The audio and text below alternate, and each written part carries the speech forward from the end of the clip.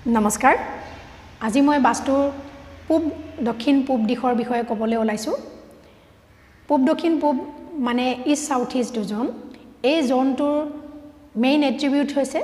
চাৰ্নিং কৰা মানে মন্থন কৰা মন্থনৰ প্ৰক্ৰিয়াটো হ'ল এনে ধৰণৰ যে আমি কোনো এটা বিষয়ত যেতিয়া সঠিক সিদ্ধান্ত ল'ব লগা হয় তেতিয়া হলে আমি সেই বিষয়টোৰ ওপৰত পুংখানুপুংখভাৱে আমি চিন্তা কৰোঁ বা তাক আমি বিচাৰ কৰি চাওঁ ভাল বেয়া প্ৰতিটো দিশে আমি চালিজাৰি চাওঁ সেই চালিজাৰি চোৱাৰ যেটো আমাৰ প্ৰসেস বা প্ৰক্ৰিয়া সেই প্ৰক্ৰিয়াটো যাতে সফল হয় সেই সফল হ'বৰ কাৰণে সফলতাৰে সিদ্ধান্ত এটা ল'বৰ কাৰণে আমাক এই পূব দক্ষিণ পূব দিশটোৱে আমাক সহায় কৰে এই পূব দক্ষিণ পূব দিশটোৰ পৰাই আমি আমাৰ চিন্তাধাৰাসমূহ আমাৰ দৈনন্দিন জীৱনৰ মানে ইতিবাচক চিন্তাসমূহ লোৱাত মানে সহায় কৰে সঠিক সিদ্ধান্ত এটা আমি ল'ব পাৰোঁ আৰু তৎক্ষণাত এটা আমি সঠিক সিদ্ধান্ত লোৱাত ই আমাক গুৰুত্বপূৰ্ণ অৰিহণা যোগায় এই জোনটোৰ আটাইতকৈ গুৰুত্বপূৰ্ণ হৈছে সেইসকল ব্যক্তিৰ কাৰণে যিসকলে আইনৰ লগত জড়িত তেওঁলোকে বা যিসকলে মানে বাহিৰৰ জগতখনৰ লগত কানেকশ্যন কৰি মিটিং কৰি তেওঁলোকে এটা সোসাইটিৰ লগত এটা সঠিক সিদ্ধান্ত লয় বা মাৰ্কেটিঙৰ ক্ষেত্ৰত তেওঁলোকে এটা সিদ্ধান্ত লয় সেই সকল ব্যক্তিৰ কাৰণে এই জোনটো বিৰাটে গুৰুত্বপূৰ্ণ এটা দিশ হয় এই জোনটোৱে লয়াৰ্ছ এডভোকেট বা উকিলসকলক বেৰিষ্টাৰসকলক মানে এটা সুন্দৰ গতিপথ দিয়া তেওঁলোকৰ যিবোৰ আইনৰ প্ৰক্ৰিয়াবোৰ যিবোৰ তেওঁলোকে কাম কাজ কৰিব লগা হয় তেওঁলোকৰ যিবোৰ ক্লায়েন্টছৰ লগত তেওঁলোকে ডিল কৰে সেই ডিলবোৰ তেওঁলোকে সুন্দৰভাৱে কৰিব পাৰে বা তেওঁলোকে এটা সঠিক সিদ্ধান্ত ল'ব পাৰে তেওঁলোকে ক্লায়েন্টছক এটা ভাল ৰিজাল্ট দিবলৈ সক্ষম হয় আৰু তেওঁলোক যিসকল ব্যক্তি বা যিসকল এডভোকেট লয়াৰ্ছৰ ঘৰসমূহ ইষ্ট সাউথ ইষ্ট জোনটো বাস্তু দুখ মুক্ত হৈ আছে বা বাস্তু বেলেন্স হৈ আছে তেনে ব্যক্তিৰ মানে প্ৰফেশনাল লাইফটো তেওঁলোকৰ প্ৰফেশনাল লাইফটো এটা বেলেগ গতি পায় আৰু তেওঁলোকৰ নাম আৰু প্ৰসিদ্ধি জনাজাত হৈ পৰে তেওঁলোকে বেষ্ট পাৰফৰ্মাৰ হিচাপে তেওঁলোকৰ স্বীকৃতি মানে আহে সেইটো কাৰণে এই জোনটো আটাইতকৈ গুৰুত্বপূৰ্ণ আৰু এই জোনটো তেওঁলোকে সাবচিকুন কৰি তাৰ এক্টিভিটিসমূহ বা বাস্তু দুখসমূহ মুক্ত কৰাত তেওঁলোকে যত্ন কৰিব লাগে যিসকল ব্যক্তি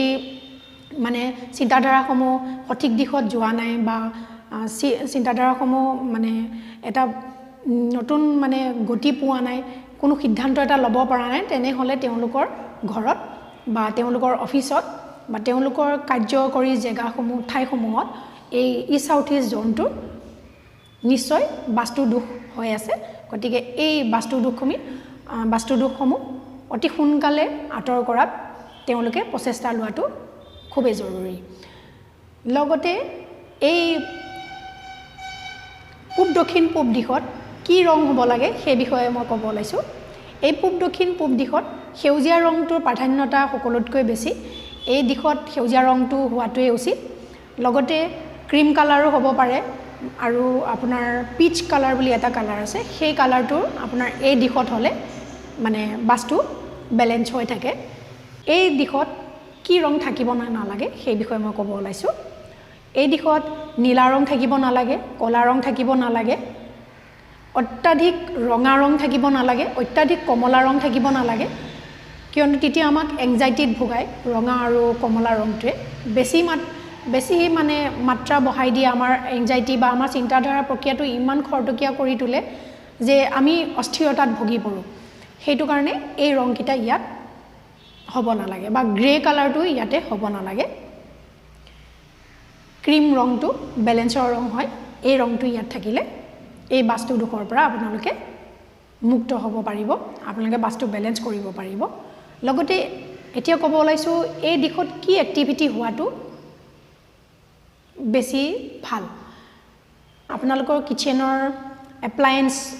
এপ্লায়েন্সসমূহ মানে গ্ৰাইণ্ডাৰ মিক্সাৰ জুইচাৰ এই এপ্লায়েন্সসমূহ যদি ইয়াতে থয় কিয়নো গ্ৰাইণ্ডাৰৰ এক্টিভিটিটো হৈছে চাৰ্নিং কৰা আৰু জুইচাৰ এক্টিভিটিটো হৈছে চাৰ্নিং কৰা তেনেকৈ আপোনাৰ ৱাশ্বিং মেচিন এই জোনত ৰাখিব পাৰে ৱাশ্বিং মেচিনৰ কামটো চাৰ্নিং কৰা মানে তাক ধুই থকা উলুটাই তেনেকৈ তাক মানে এটা সুন্দৰ প্ৰচেছত সি লৈ গৈ থাকে ৱাশ্বিং মেচিনে আৰু লেতেৰা আৱৰ্জনাসমূহ আঁতৰাই দিয়ে সেই প্ৰচেছটোৱে এই ইষ্ট সাউথ ইষ্ট জোনৰ এটা প্ৰচেছ হয় মানে চাৰ্নিঙৰ প্ৰচেছ হয় সেইটো কাৰণে ইয়াত ৱাশ্বিং মেচিন হোৱাটো খুবেই ভাল পৰৱৰ্তী পৰ্যায়ত মই আৰু এটা নতুন দিশৰ বিষয়ে আলোচনা কৰিম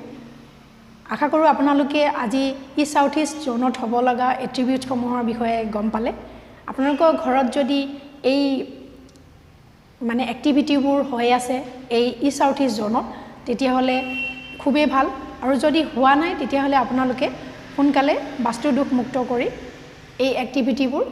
এই জোনটোত কৰিবলৈ যত্ন কৰক আৰু যদিও আপোনালোকে এই দিশটোত এই এক্টিভিটিখিনি কৰিব নোৱাৰে তেতিয়াহ'লে আপোনালোকে এটা মিক্সাৰ গ্ৰাইণ্ডাৰ এখন ফটোও যদি আপোনালোকে লগাই দিয়ে সেই জোনটোত তেতিয়াহ'লেও আপোনালোকৰ ঘৰৰ সেই বাস্তু দোষ মুক্ত হৈ যাব কিন্তু তাৰ আগতে আপোনালোকে সেই দিশটোৰ ৰংসমূহৰ ওপৰত গুৰুত্ব দিব লাগিব কি ৰং হৈ আছে নীলা ৰং হৈ আছে নে হালধীয়া হৈ আছে কলা ৰং আছে গ্ৰে কালাৰ আছে এই ৰংসমূহ আপোনালোকে তাৰ পৰা সোনকালে আঁতৰাবলৈ চেষ্টা কৰক আৰু